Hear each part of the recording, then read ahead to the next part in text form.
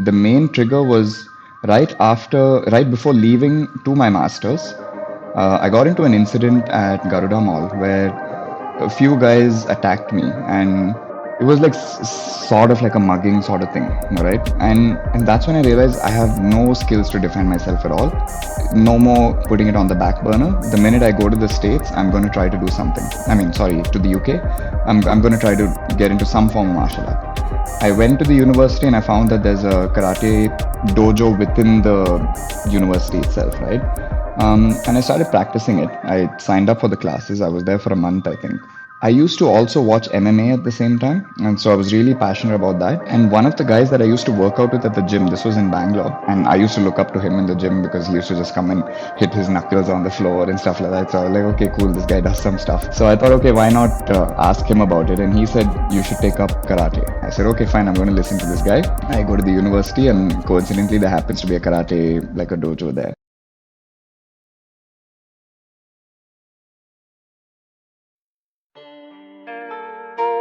आज की ताज़ा खबर।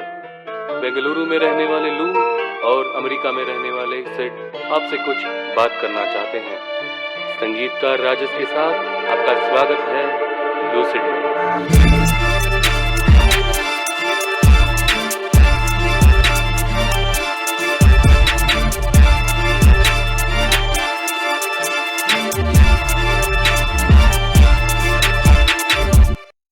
What's going on, people? I'm Lou, and we are at Lucid. We have a guest here today. His name is Rohit Vasudevan.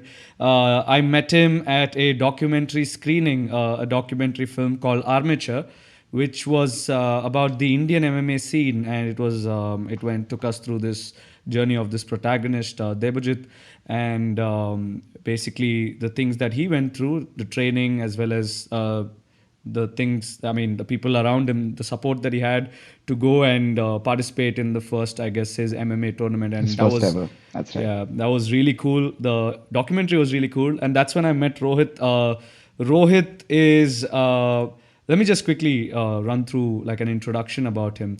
So he is, he was a purple belt in Brazilian Jiu Jitsu, and today he is a brown belt. Is that right, Rohit? Yes? That's right, yes. Oh, congrats on that, by the way. Thank you so much. He trains under Yuri Simoes de Silva, Right. and he is the founder of the Institute of Jiu Jitsu. He actively competes in tournaments in India as well as abroad. His true passion is to put India on the map in Jiu-Jitsu and bring back its true martial arts glory. I really love that. Of course, there's something very unique about him as well, which is that he has done an MSc in aerospace, aerodynamics and aerospace, I guess, That's from the University of Southampton. And there's this very unique line that he writes in his CV saying one of his skills is he wants to ensure the growth of all individuals by trying to stay at the cutting edge of grappling technology. I mean, I'll get to that later. Here are some of the real amazing stats about him. He is the ADCC India Pro 66 kg champion. He was also the Grapple Asia Dumao Singapore under 62 champion, Combat Carnival 2 champion, Subcontinentals 3 champion, and so on and so forth. So welcome, Rohit, to the podcast. How are you today? Aditya, thank you so much for having me, and pleasure to meet your guests as well. All right, amazing. So I'm just gonna dive straight into it. Yeah. What made you transition to martial arts as a full career? To be honest, it's always been in my head pretty much since from as far as I can remember. Let's say like about 2 or 3 years old. My dad was really passionate about Bruce Lee films, like pretty much stereotypical stuff. But that obviously kind of seeped into me as well, and I was always fascinated by martial arts. And somewhere around the second grade is when they introduced judo in the school that I was studying in, and I really wanted to pursue it, or at least give it a try just to see and what it was all about. I honestly didn't know what each martial art was. Obviously, given that you watch Bruce Lee movies, you don't even know that it's kung fu for the most part, or jeet kune do, or whatever it is. when we're growing up, it's pretty much just karate. That's it, right? So it was judo, and I'm like, man, do I want to do judo? But at least it's a martial art. I'd like to give it a try. But right around then, I had a freak accident on a bicycle. I fell off the bicycle and I broke my arm. And that prevented me from doing judo that year. But it was a complicated injury. So, given that, the doctor, I don't know why any doctor would say this to a kid, but he's like, you can't do martial arts ever. Right. So, that kind of put me off. So, I'm like, okay, maybe I can't do this at all. I got into sports. I used to play basketball quite a bit, quite passionate about it. Um, and my arm was never giving me any issues. It really wasn't. So, beyond a certain point, again, that just that need for wanting to learn self-defense started creeping back because as you grow up, there are these insecurities that creep up being a human being, right? So um, I again, my primary goal this time was not necessarily to learn martial arts, but to be able to defend myself. But for some reason, it always remained on the back burner. It never really took off, and I was just focused on studies, doing my masters and everything. But the main trigger was right before leaving to my masters. I got into an incident at Garuda Mall where a few guys attacked me, and it was like sort of like a mugging sort of thing, all right? And that's when I realized I have no skills to defend myself at all. No more putting it on the back burner. The minute I go to the States, I'm going to try to do something. I mean, sorry, to the UK. I'm going to try to get into some form of martial art. Um, I went to the university and I found that there's a karate dojo within the university itself, right? And I started practicing it. I signed up for the classes. I was there for a month, I think. Um, I used to also watch MMA at the same time, and so I was really passionate about that. Um, and one of the guys that I used to work out with at the gym, this was in Bangalore, he he is the president for Pancration in South Asia. Pancration is another form of martial arts, which like Okay. from back in the day that they practice even now. There is some relevance to it, but see, I mean, I really didn't know anything about martial arts. So, and I used to look up to him in the gym because he used to just come and hit his knuckles on the floor and stuff like that. So I was like, okay, cool, this guy does some stuff. So I thought, okay, why not ask him about it? And he said, you should take up karate. I said, okay, fine, I'm going to listen to this guy. I go to the university, and coincidentally, there happens to be a karate, like a dojo there. So I started doing it 1 month in, and I'm like, okay, this is definitely not what I signed up for because it, it wasn't, there wasn't any sparring. They just expected us to throw punches in the air, and I'm not trying to diss karate by any means. It's more if I was a kid, maybe 3 or 4 years old, that's usually when people start karate, right? So I think it makes sense to have that. Okay, it develops like good movements and motor skills and all of those things. But as an adult, if you're going to do it, it's going to take you at least 10 to 15 years to probably even just get seasoned enough where you can actually defend yourself, confident enough. So 1 month in, I decided, okay, this is not for me. I want to, I want to just do MMA because I was passionate about that, and I knew that there's sparring in it. And obviously, I'm doing research at the same time and figuring out, okay, Brazilian Jiu Jitsu is one of the most important things that you need to do. But unfortunately, I couldn't do it in the UK because there was only one gym where I studied in Southampton, and that was pretty far away from where I lived. So given that, and what they do in the UK is they cram up a 2 year course into 1 year, and aerospace in general is already an intensive course. And when they do that and they cut it short into 1 year, you really have no time actually. So that didn't allow me to travel. So I said, okay, fine, I'll have to probably finish my master's, and then so I finished my master's, wanted to do a PhD, I wanted to continue into a PhD, but it so happened that right this was 2012. So right around then there was a small recession that happened. So they weren't funding students outside of the EU to do a PhD. So I'm like, okay, this doesn't make sense if I'm not being funded and I have to, and all they're doing is waiving off my tuition fees. So I just came back to India. I thought, let me just try to apply to like universities in the States. Maybe they're ready. During that time is when I stumbled upon Gracie Combatives. This is a DVD set by the Gracie family. Maybe we could get into the Gracie family a little later. But they're pretty much the founders of Brazilian Jiu-Jitsu, you could say, right? So that Okay. DVD, there was a step-by-step means of understanding Jiu-Jitsu and grappling. And a friend and and this friend of mine actually got into a similar incident. So he was like, listen, I want to learn how to defend myself as well. I'm like, perfect, this just works out. And both of us just started training together in my kitchen, pretty much. We just put a mat out and just working the DVDs. And this was so stark in contrast to karate that from day one, you're immediately taught real life scenarios which you would encounter. And you learn to deal with that from day one, right? And that was the main thing. And that's what essentially piqued my interest, just got me wanting to pretty much train and get good at it, at defending myself. That was primary. And at the same time, we were also doing like Muay Thai and stuff like that, just so that we get our hands also pretty good. But for both of us being, and he also coincidentally happens to be a mechanical engineer slash aerospace guy. So it ended up us wanting to do more jiu-jitsu. Like kickboxing was fun. It was really good, and we understood the value of it. But I would say if you're a little scientifically inclined, you will definitely prefer jiu-jitsu. That's just how it, and it just so happened. So we started training together, and yeah, since then haven't looked back. It's more, I mean, more people started coming. A lot of my college friends, they said, okay, listen, we want to train too. We started training in my bedroom, and yeah, we had about 5 or 6 people, and that's when I realized, okay, this is not working out. We need to probably rent a space, and that's kind of how we started.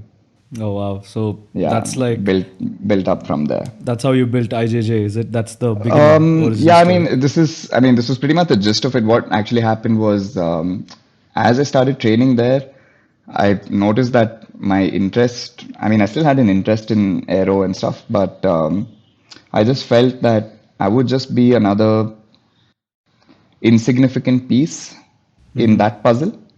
Yeah, because I felt there's me personally, that is, I couldn't contribute much to that field, maybe, right?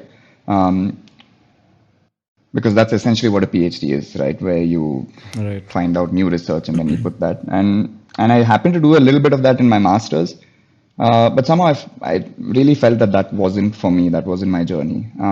But the minute I started teaching more people, I felt that I was making a change in society, and that made a difference to me. And I could see people leaving with a smile, feeling empowered, and that made me feel really good. So I thought, okay, why not think of doing this full time? I feel I can have a bigger impact here. Was there any resistance in your personal life because you are taking this big Um, decision of switching from something so academic to, yes, yeah. I mean, there was resistance from family members, of course, like my mom and dad, pretty much, because this idea is like totally alien to them. Like, oh, he's going to do martial arts. Like, how is he even going to sustain himself? And I'm sure there is some truth to that. And but for me, I think being satisfied with what you do and being happy, I just took precedence over it. And and when my parents started seeing reviews of IJJ online, that's when they realized, okay, that this guy is actually contributing to something. So let's not force him. So there was some friction, but I wouldn't say like too much. Um, for me, I mean, I'm blessed that I don't necessarily have to work full time necessarily and run something else. My dad initially helped me get onto my feet and set up the academy and stuff for me. So that was really helpful. So without them, there's no way this is going to happen. So yeah, a little bit of friction more in terms of just regular parental, just that fear that they have, like, man, what's going to happen? But I think they see the bigger picture as well. So right? That's awesome. yeah, So let's look at the business side of your institute yeah, for a second. So, of course, it is a teaching institute, it is an education institute, and you have yeah. this big vision of putting India in the map. That is the Um, primary vision, mainly because what I there's a lot of jiu-jitsu in the world. It's picking up, but I feel people are not thinking necessarily too deep about it. And that's where myself and one of my training partners, Vijay, so both of us, with him by my side, I realized that we can definitely have not just an impact on a city scale, but on a worldwide scale as well. Just because of the kind of research that we like to do, we like to test every position out, and I feel we definitely bring something to the table, which a lot of people around the world itself don't. Okay, I feel let's like let's that's let's go to this. I mean, yeah. let's forget business for a second. Can you Sorry, can you? yeah, No. It's interesting because you said yeah, that you do a lot of research in the yeah, positions, the yeah. holds, etc. Can you like give us like a glimpse of Yeah, what that is so like? so so mainly, maybe before that, I'll just explain. Jiu-Jitsu is the art and science of trying to control somebody when you're the weaker person and the other person happens to be bigger and stronger, right? And that's the broader picture of what we're trying to do. Um, and I would say that is the martial aspect of things, right? The Yeah, self-defense part. I But there mean, also, yeah. so sorry to cut you off. It's just that No, no, not at all. I did not think of jujitsu like this. I mean, it's great that you defined it for me. Now Yeah. it's much more clear. Yeah, go on. Sorry. Yeah, so that is the end goal with Jiu-Jitsu. It's predominantly a self-defense martial art that enables the smaller, weaker individual to be able to subdue a bigger person, bigger, more athletic individual. And this is not done through brute force, but it's done through technique and guile and stuff like that, right? So that forms the base layer, and that I would say is the martial side of things. But Jiu-Jitsu is also a sport. And I feel sport is very, very important for any martial art to evolve. It does take away from the martial value sometimes, like this happens with Taekwondo and Karate, where they just end up going so far into the sports side that some of the techniques are not valid on the street anymore. Yeah. And human beings, firstly, predominantly, we're not designed to punch. We have like very weak hands, and that's why you see a lot of like wrist injuries and finger injuries when people get into fights. We're more designed to grapple somebody. Right? So that automatically, like, so when people try jiu-jitsu for the first time, it is fascinating for most people. If you're not shy of contact, you will be fascinated by it. So it being a sport also automatically means that because there's competition, techniques keep evolving. So I come up with one technique, and let's say I use it in competition, um, and it happens to be successful. The guy I competed with against is going to go back to the drawing board, try to see what I did, mostly try to reverse engineer it, and try to come up with counters. So it's essentially a form of technology, right? Wow. Just to put things in perspective, you you can strangle somebody with your arms. I'm sure most people are familiar with that. But you can also strangle somebody with your legs. Okay, and that's there's a submission called the triangle, which is a strangle done using your legs. Now the funny thing is, there's no record of a triangle. I'm going to say choke. It's not necessarily the right term, but the triangle choke. There's actually no record of it being done before the 1960s or 70s or something like that. Okay. So human beings have actually invented powered flight before they learn to strangle with their legs. So that's a very fascinating thing. Nice way to So put it. essentially, it's technology. So every day, people are coming up with new stuff, finding ways. It may not always have that much of an impact, um, but in terms of competition, there are these small edges that you're trying to get. And so Vijay and myself, that's pretty much what we do. We constantly try to study positions, and try to get essentially to as deep as possible into the subject and gain an understanding. So, and this is actually why I feel like I haven't stopped doing my master's. It's more from my master's I've transitioned to my PhD. It's just that I'm doing a PhD in something else. That's about it. That's amazing. So, is there like a world community which kind of like really talks and discusses these holds, these moves, or is it just done within your IJJ? Yeah, I mean, see, I mean, with the onset of just social media and communication the way it is right now, See, back in the day, these were all like close guarded secrets. People didn't want to share this stuff with anybody.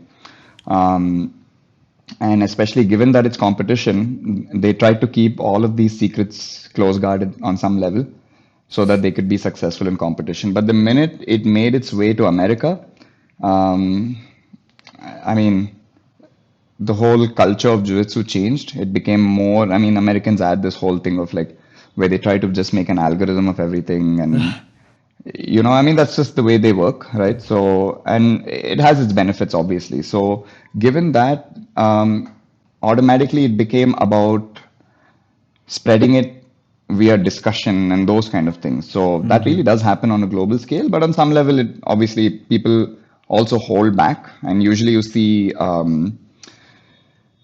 jiu-jitsu, there's not much money in jiu-jitsu. So athletes, if they have to make money, they have to put out their secrets, essentially. It's like some guy who's successful wants to put out his formula to success in a DVD. He obviously doesn't want to do it when he's the reigning champion, but usually few years after their prime, they're like, okay, I'm going to release everything that I know. People buy it, and that's how it progresses usually. There's no world community as such, but we are definitely like closely knit together for sure. Right. So that's how you kind of discovered. Was Gracie's DVD one of like this? That type was the of- first, yeah. That was the first. That was my foray into jiu-jitsu, where I understand how to use my body. And once you get a grasp of that, Okay. it's literally just doing research, study, figure out what you can do, and there are many ways to do jiu-jitsu as well. That's what's unique to this art. Unlike many other sports, you will see, like if you take basketball for example, you have to be a certain height. You need to be of certain height to be extremely successful in the NBA, for example. You have to have a certain level of athleticism. Without that, you're probably not going to cut it. But in Jiu-Jitsu, you will see champions of all weights, all sizes, all body types. It's really that's what's beautiful about it.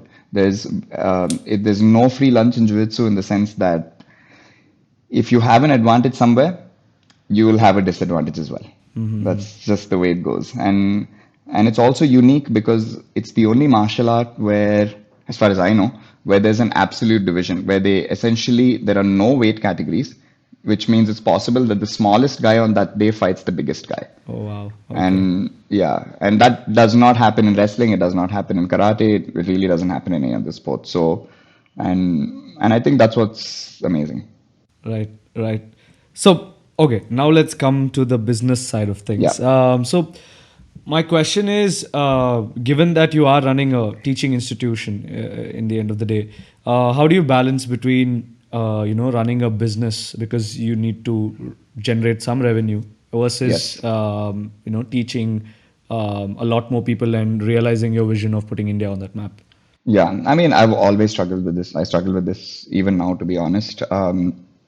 Firstly, there's really not much money in jiu-jitsu, and it not being an Olympic sport is good for the martial art for sure, but it also hampers the martial art in the sense that it's really hard to get younger kids involved in your jiu-jitsu program because most parents want them, they're like, if you're doing a sport, let it be an Olympic sport, right? So they prefer them going to karate, taekwondo, judo, whatever it is. Whereas in jiu-jitsu, that's not the case, right? So the glory aspect of it is completely removed, and you're kind of doing a niche thing. There is money coming into the sport now because a lot of the sheikhs in the Emirates and stuff are like really crazy about it. So they're putting a lot of money into the sport, and which is also why it's the fastest growing sport. But again, it's still going to take a lot of time to like pick up. So mainly because for us, we have adults coming in, and that has never been an issue for us. And people who train with us almost always want to stick with us. But what we're having difficulty with is just mainly trying to get younger kids into it. That's where it's a little difficult. But I'm sure that's going to change in the coming years. So yeah, and as far as business goes, yeah, for me the main challenge is my the way jiu-jitsu is, you become a family very, very quickly because when you bleed, sweat, and cry together because it is quite a hard thing to do. It is, you have to on some level leave your ego behind because you are going to have bad days very regularly. So so it being a hard sport automatically like deters some people from wanting to continue. And I feel that is another challenge that we face. But those who stay, they end up becoming family, right? And one thing that human beings don't do is hug a lot, and hugging releases the hormone oxytocin. So when you do jiu-jitsu, you're always pretty much trying to grapple somebody, right? So there's a lot of oxytocin release. So you get very, very close, and oxytocin is the love hormone, by the way. So it gets you really, really, really close to your training partners. So for me, it just feels weird just collecting money from family. That's all it is. Right, exactly. So, That was the main thing. And yeah, but at some point, see, like right now, I have certain responsibilities in my life. Like I'm getting married soon, so oh, congrats. so thank you so much. So given these things, there's definitely a mental split happening because I realize that this relationship doesn't actually work that way. If it has to be a true student-teacher relationship, there has to be give and take. And that's the main mindset change that's occurring now, and that's why we see the gym doing well actually. Like there was a phase where we weren't doing too well, and I'm to blame for this because I used to just basically not charge anybody. That was my problem. And I don't know if this was egotistical or what, but I wanted jiu-jitsu to reach everybody. So if somebody couldn't afford, I'm like, dude, it's not a problem. Just come and train. Right? And that obviously has its problems as well. And that's when that give and take thing is lost, and you end up getting taken for granted and so many other things that come with it, right? So yeah, that's the main mindset change for me, where okay, I do have to understand that a student-teacher relationship still involves give and take, and yeah, and now it's all good. Nice, nice. So, were there like moments, when things were not going well, that you ever felt that okay, I should go back to PhD and the other thing? No, that No, never. that thought hasn't occurred. See, of late though, it's occurring because I've gotten into bicycling, Oh, okay, nice. right? So and right now aerodynamics is the thing in bicycling, in road bicycling at least, right? So and I'm pretty passionate about it. So it's just sometimes in the back of my head I'm thinking like, maybe I can use my skills there. It all seems to be falling into place. And I've been doing jiu-jitsu for 10 years now. There was a time when I still eat, sleep, and think jiu-jitsu all the time. It's always on my head. I'm always thinking of what happened that morning in training. How am I going to approach the next day's training, right? But previously, what used to happen was because my knowledge was less, I would have to go to some sort of source and study and stuff like that. So that would take up a lot of my time. Nowadays, though, it's more just internal thinking. So I feel I have a little more free time that maybe I can put to use somewhere, but this is just more like just using my time more effectively. But it's not ever like falling back into something else. Like once I started jiu-jitsu, I knew this is what I want to do for the rest of my life. Nice. So, you spoke about this one aspect of people being shy of contact, right? And that they might not really, enjoy the Yes. sport. Yes. So, are there any caveats like this, more caveats for people to like Yes, come and there are. join this sport? Definitely. See, like anything, it's not for everybody, right? Um, but it's definitely right for you if you think of it that way. So if you give it a chance, I think it'll definitely benefit you. And if you have some prior injuries, I would say yes, definitely stay off certain moves, but I would never say not to try jiu-jitsu. Because what I see, A is just shy of contact. This is obviously there are some inherent issues which people will have to get over. In those cases, I would say the best thing I advise people is bring a friend whom you're comfortable with and just train with them. Yeah. And as far as injuries are considered, most often I find it's their ego that gets them more injured. Let's say they have a shoulder injury and they're put in an uncomfortable position. See, Jiu-Jitsu at the end of the day is if I were to submit you, right? Or if you were to submit me, that's effectively saying I subdued you and I essentially killed you. It's simulated death, right? But if we were in a street fight, let's say, I managed to kill you. So it definitely affects people's egos. And so they don't want to submit. They try to push beyond what is capable. Yeah. And they get injured in the process. Yeah. And this is usually what I find when it comes to injuries. There are some freak accidents that happen, but that's a freak accident happens in any sport. Yeah. Right. So, and in our gym, we ensure that safety is one of the cornerstones of our culture. That's very important for us. Yeah. So given that, we definitely encourage people to always try it. And the other reason being, look, we do in school, we're taught math, physics, chem, eco, commerce, whatever it is. How much of it are we actually using? Yeah, sure. If I were to transition into a science field, all of that physics, chemistry, bio has its benefits. But the commerce stuff doesn't really, right? Similarly, for a commerce person, the science stuff doesn't. It doesn't necessarily pay, but it gets you to think on a deep level. Right. That's really important because it molds your brain to think, right? And along the same lines, why shouldn't a human being have basic self-defense knowledge? Like the equivalent of 10th grade knowledge. Why not? Because it's going to get you to think. And I think the world will be a better place if everyone knew that. I would feel like people are more secure about themselves. You wouldn't see unnecessary fights. Like just take Bangalore, for example. Like this morning, there was a guy in a scooter. He stopped in the middle of the road. Okay. And he stopped there and he's like, oh, do I go left or do I go right? And I was polite to the guy as I was passing by. And I told him, like, listen, you shouldn't be doing this in the middle of the road. Stop to the side at least. He literally got so annoyed and pissed off. He started following me and like yelling at me. And we could avoid these kind of things if just people are a bit more secure. It's such fragile egos and that they're not okay with somebody telling them that they're doing something wrong. So these things can be avoided, I feel. I mean, I don't know. I could be wrong, but yeah. Interesting. So I think it's integral because the other important point, I don't know if I'm going off topic, but you see a lot of animals, every species of animals essentially involves in some form of play fighting.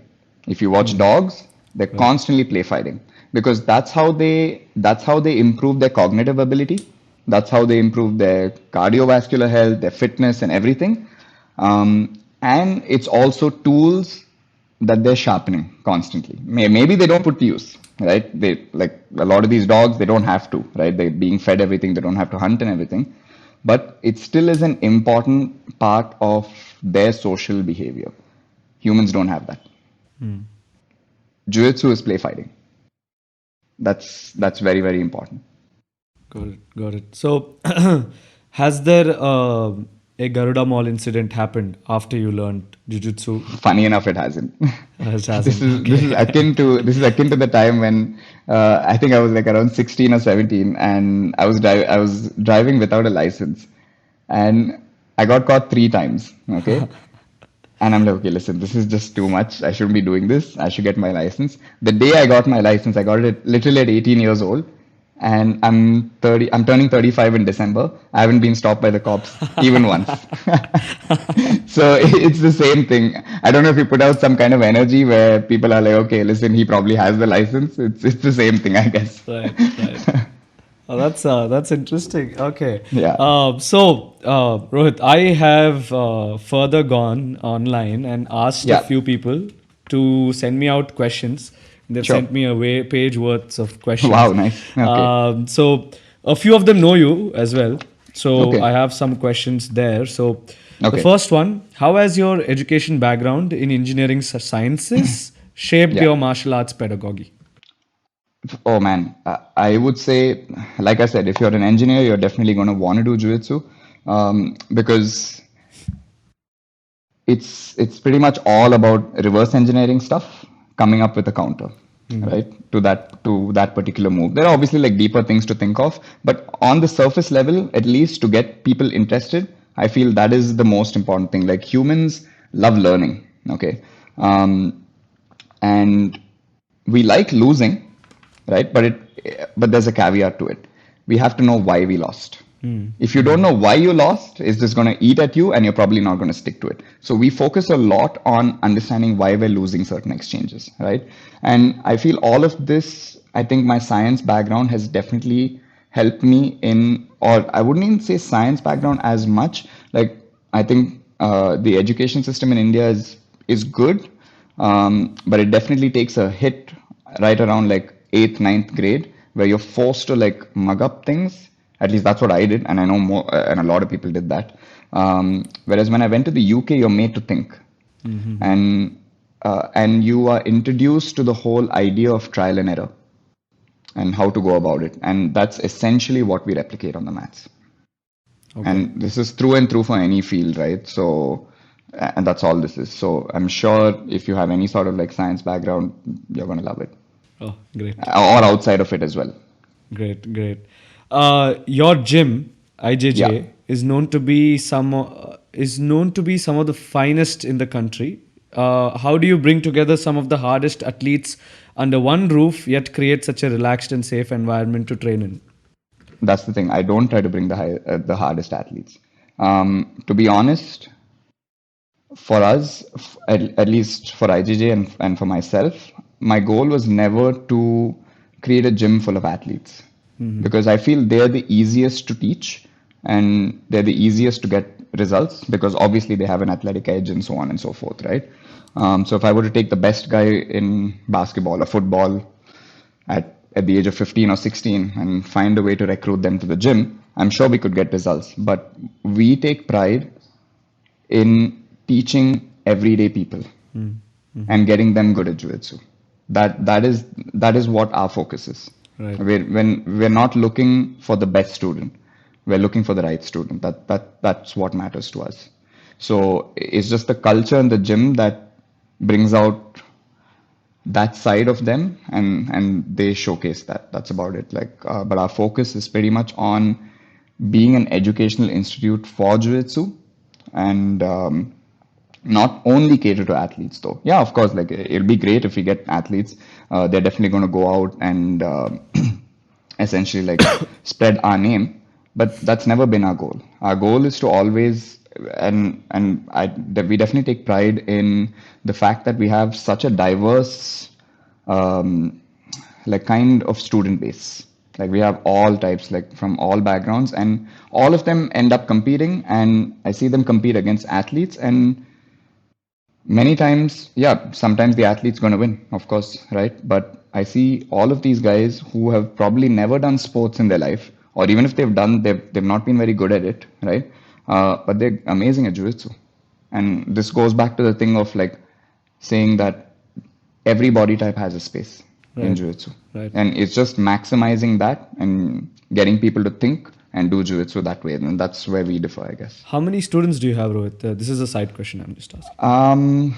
Currently, see, that's the thing with jiu-jitsu as well. It's always you have a roster of about 60 or 70 people or maybe 100 people. But in a month, you only get about 30 because people, their life takes over. And then 3 months after, they're like, okay, I need to make it back. And they make it back. But right now, the gym's doing well after COVID. I think we have about 80 unique individuals Okay, nice. with a roster of about 200 odd people. Okay. Yeah. And do you have plans of expanding to other cities, to more places in Bangalore? Definitely, but that being said, we still want to maintain the same standard. We are definitely not of the type that where we want to give out a franchise and stuff like that. But if I have an ongoing relationship with a student, and let's say he's moving back to his hometown, and he says, "Listen, I want to set up a gym," yeah, that's how we would approach it for sure. Okay, nice. So let's get back to the audience question. So this is a fun one. What is your take on the McGregor versus Mayweather fight? Oh man. In all honesty, considering that McGregor was fighting essentially a different sport from what he's good at, I would say he did rather well. it's definitely a fight for the money that it garnered. Everybody knew the result, right? It's like if I were to take let's say this analogy is obviously like completely like off, but if you were to take Sachin Tendulkar and ask him to play basketball with Michael Jordan, like we know the result, right? This is effectively what it was, right? But Connor had some good moments. Um, though we knew the outcome, I think as a show it was pretty good. It was pretty entertaining. I think some of the banter obviously gets out of hand during the talk shows and stuff, but I think that's their job. Their job primarily is they're in the entertainment business. That's so automatically you have to take that with a pinch of salt, whatever they do and whatever they say. But I think it was a good show nonetheless. Like, Right. and I think if we have Mayweather fight MMA, I honestly believe he would not have lasted as long as Conor did. Maybe Mayweather could have ended the fight earlier as well, possible, right? But I don't think it can be as early as what McGregor could possibly do to him, just because grappling is such an advantage. Just take like boxing. Every time two people fight, if you notice in boxing, they exchange one punch, move away, or two punches, move Right. away, or it's four punches and get close to each other. That's the only time you can't punch, right? And usually the referee comes in and moves them away, right? So it's one part of fighting, but when they get close, that's when it's jiu-jitsu happening or wrestling happening. So, Right. and in that element, I think Connor definitely has more of an advantage. Right. Right. So yeah, but it's a fun show to watch, no doubt. So, Yeah, but I think that also led to a lot of these grotesque matchups coming up with like all Jake right. Paul and like few Yes. others like Yes. that. It definitely opens the door to that. So, yeah, am I a complete fan of it? No, but I think one-off events like this, I think it's pretty cool. Nice. All right. This is from a person who knows you, I guess. What's Okay. next for you? How do you balance your own training, academy, and a newly married life? Um, Newly married life yet to manage, Ah, so yet. I really can't answer that part.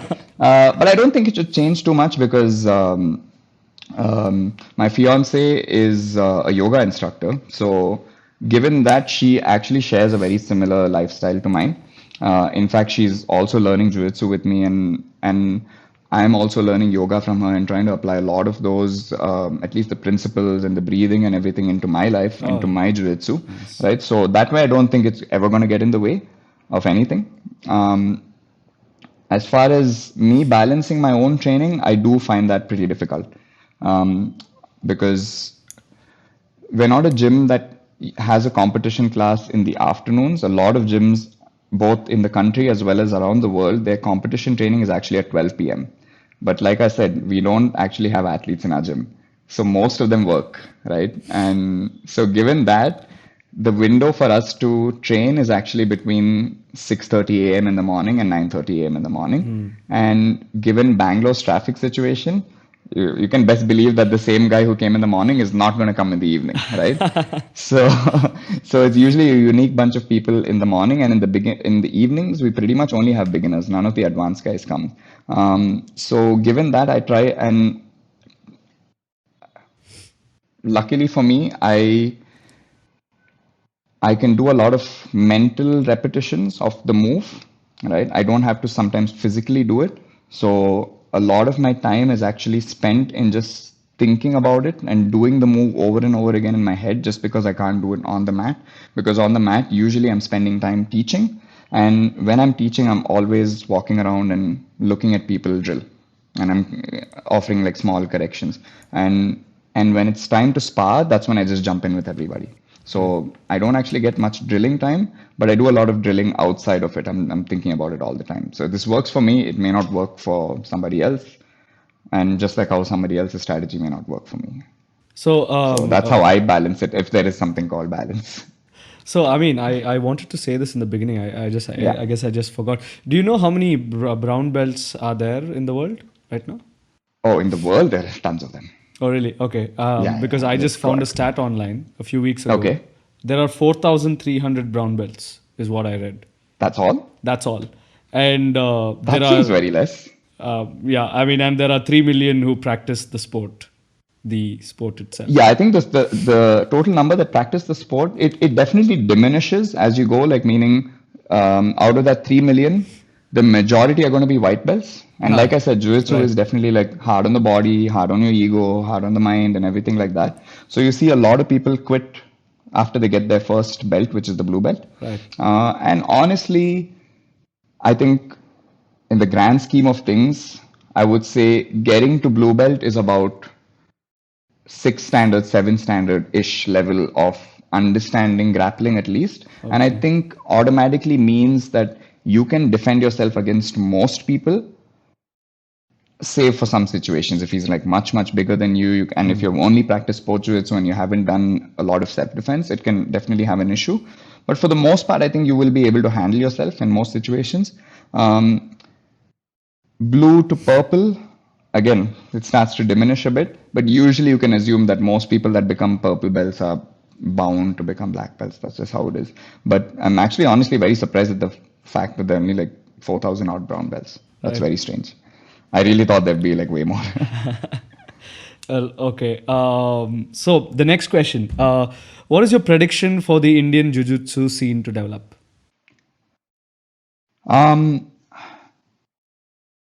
Going back to the thing of how body type doesn't get in the way for jiu-jitsu, but I also believe that Indians have a certain sense of balance when it comes to strength, flexibility, and having rolled with people from around the world, I definitely believe that this is one sport where you can see multiple Indians at the top of whatever. Let's say if it's ADCC, it's very possible in the next 10 years that we see an ADCC winner.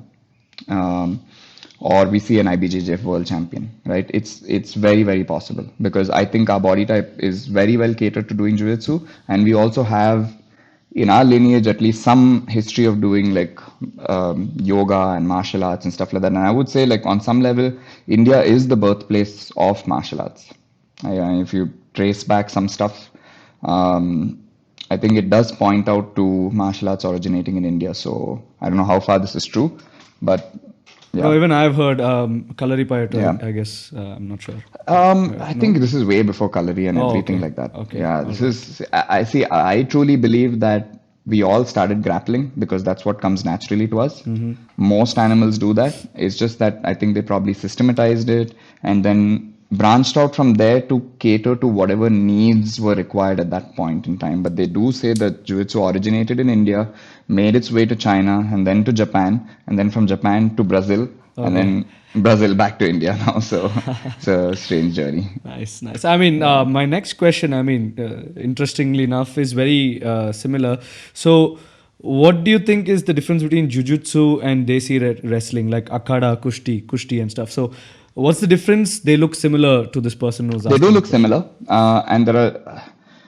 So just like how we discussed boxing being just the stand-up element, the minute they grab each other, they're made to separate and they're made to punch each other again, right? In wrestling, you're allowed to grapple each other, but you're not allowed to punch. And it pretty much ends, or doesn't end, there are obviously like points and stuff like that, but the end goal, the end objective in wrestling is to actually take somebody to the ground and pin them. Yeah. Jiu-Jitsu goes one step beyond that. It's not enough to pin the guy. You must also put him away in some way, either by strangling him or finishing him with some sort of joint lock. And I think that adds a level of sophistication which wrestling doesn't. And the other thing with wrestling is time limits. Because it's only a 3-minute round, it favors the more athletic individual.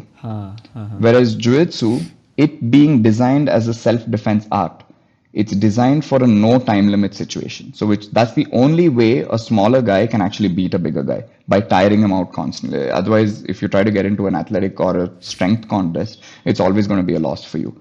But you can learn how to stay safe, you can learn how to survive, and eventually put the other guy away. So therein lies the inherent like difference in the ideal of the martial art. That being said, what we see in Desi Kushti right now, again, the end goal is pinning. But if you hark back, again, this is my speculation, but if you hark back even more to like the Roman days or the old Persian wrestling days, I believe they trained with submissions because you see this depicted in our temples, right? If you see a lot of the figurines, and in fact, one of my students, his name is Kush, um, he did his PhD in archaeology, and so he's traveled around temples in India, and he's asked me to decipher a few of the structures or the Wow. figurines that are there and what kind of moves they're hitting. So you don't only see wrestling moves there, you also see moves uh, geared towards submitting somebody, right? So I feel the landscape of grappling keeps changing every 100 years, 200 years, I don't know what it is. So it's very, very possible that back in Roman times, they were submitting each other. It wasn't just a wrestling contest. It could have been all the way until the finish. But it's just right now, we've added a lot more science to it. That's pretty much the difference. Right. So, I mean, do you think these are probably some caveats why it is not a Olympic sport yet? Given that, They're trying to make it an Olympic sport. okay. And they were actually thinking, okay, 2024, there was a time, I think, yeah, 20, I don't know when the next Olympics is, I think 2024, right? They were planning to have it because they were planning to scrap wrestling from the Olympics, which actually doesn't make sense at all because literally the Olympics began because of wrestling. So that doesn't make sense, but I'm sure that's not going to happen. They have this constant feud that's always there. And yeah, I think there's judo in the Olympics, and the Olympic Committee interferes a lot with the judo rules just so that it becomes entertaining, so that more people watch it. Uh, but I also feel that the world over, because of Jiu-Jitsu and YouTube and everything, people are becoming more educated towards martial arts. So that could definitely be a factor in getting viewership because at the end of the day, the Olympics want viewership. That's all they care about, right? They don't care whether they're going to degrade a martial art or whatever it is, right? But I think an educated audience will probably lead to it eventually being in the Olympics. Whether Nice. that is a good thing or bad thing, I don't know. Time is to tell. Tell us about the discipline of the sport and your life. Um, Let me rephrase that to what is the day in a life of Rohit Vasudevan? okay. I usually wake up and I try to go through what I'm going to teach that day. I mentally visualize it. And I also visualize the previous day's session, usually when I wake up, right? And like I said, I've gotten into road cycling now. So I usually go for a ride at 6 a.m. in the morning, and it's about an hour long, 6 to 7. Um, and then I head to the gym to teach class at 7:30. We have we have our advanced class which I handle 7:30 to 8:30, and then we have a competition class from 9 to 10:30. So I finish that. I come back home. I eat and take a small nap. Off late, I've been napping for too long, which I want to change. I want to cut that short a bit though. But I'm back in the gym at 4 o'clock in the afternoon. I I lift weights. Post lifting weights, I this is not every day, but on some days I teach the beginner batches in the evening. If I'm not doing that, I usually spend about half an hour, 45 minutes, or an hour just studying with another student, just try out stuff, just so that you're active there. Then I go back home and think about the day's training. That's pretty much it. Wow. Okay. Yeah, but it consumes all of my time. Um, but it doesn't have to be that way, to be honest. I think focused effort, like a lot of one of my students, he works in Google, so it's obviously quite a busy schedule, or even Debo for that matter. He's my business partner and also the guy who was in the amateur documentary.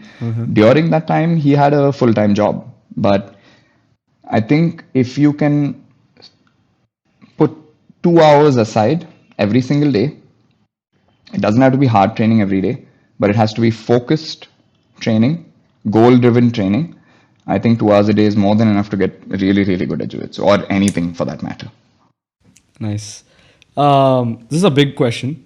Khabib in an interview mentioned that he let his opponent perform a guillotine on him twice to tire the Yeah. opponent down before he could make the final move on his opponent. Is it possible to Okay. make a neck that strong that grappling and that guillotines can be, resisted? Yes, one part of the equation is making the neck strong, but the other part is also understanding structures, right? At the end of the day, when you're doing jiu-jitsu, it's structure versus structure.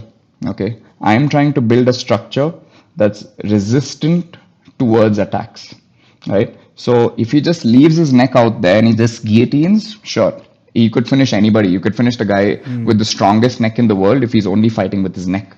But if he fights with his back, fights with his hip, fights with an angle, like, I mean, since he's asked this question, maybe I'll show it in the video. Like, so when you guillotine somebody, your training partner's head is through this space. Okay. They're not behind me, they're in front of me, so their hips are out here somewhere, Okay. and their head is in this space. And I'm trying to wrap their neck and squeeze, right? And if that head is all the way out here and my arm is around the neck, whoever it might be in the world, it's possible that he gets finished. He can have the strongest neck in the world, it wouldn't matter. But if the guy were to just move his head slightly so that, let's say, his temple is pushing against my rib, okay? And he's not just doing this only with his neck, but he's doing it with his hip, legs, everything. He could be the weakest guy in the world, and I would find it difficult to finish him. So it's also building the right structures to, yes, strength is one part of the equation, but it doesn't truly rely only on that. That's amazing. I mean, I really love the technical aspects of it when you explain it. Thank you. Yeah, you should definitely give it a try, man. Yeah, I mean, I will now, for sure. Last question. How has grappling helped you mentally and emotionally? Has it strengthened you in these fronts? Definitely, definitely. Growing up, one of my only insecurities was not being able to defend myself, right? Because I didn't know how I would fare in a fight. Because in school, you see a lot of people. Like, I was a very, very skinny guy. Okay, so I would see a lot of students in the school, and they would grow up and they would have like, they would not even go to the gym, and they would have like big arms. And when we were playing basketball, I would get bullied around because I was one of the skinniest guys there. So that definitely took some it took some time to get over, right? Because and the Garuda Mall incident, it definitely opened my eyes to what is actually possible if you don't know how to defend yourself, right? So the minute I was able to do it, from like the empowerment that I felt from day one and the confidence that I felt from day one, honestly, I don't think anything can do that for me. Right? So that was the biggest change in terms of how I look at myself in the mirror, and I think that was really important for me to boost my self confidence. But at the same time, not getting cocky about it. Like, I'm not an individual that ends up becoming cocky because of it, but it does happen to some people. Yeah, but yeah, it's definitely been like, and as far as the emotional thing comes in, I think that's a double-edged sword. I feel you do need the emotional side. Like, I'm quite a sensitive guy / emotional, but I do feel it genuinely helps my jiu-jitsu though. Okay. So yeah, I think one of our, like, IJJ's motto is express who you are. So I think part of it is that means becoming comfortable in your own skin, right? So I think it's more of that, I guess, and that's given me like confidence, like being comfortable with who I am and expressing that. That's amazing, Rohit. Yeah. I mean, I'm going to leave it with that because that was a great way to end. That was a great chat. Yeah. Yeah. I mean, And thank you for the viewers for the amazing questions as well. Like really good. Right. I mean, even I was like, I just put up the message and like actually people Awesome. poured That in, was and I awesome. was very happy about that. Sound really nice. Thank you so much, Rohit. It was a wonderful conversation. Likewise. I really, Thank you really for enjoyed having it. me. Yeah. And thanks to all the viewers again. All right, folks. So that Yeah, was the episode. wishing you the best. Yeah. And wishing everyone the best as well. All right. That's Lou, and this is Lucid. Thanks for joining us.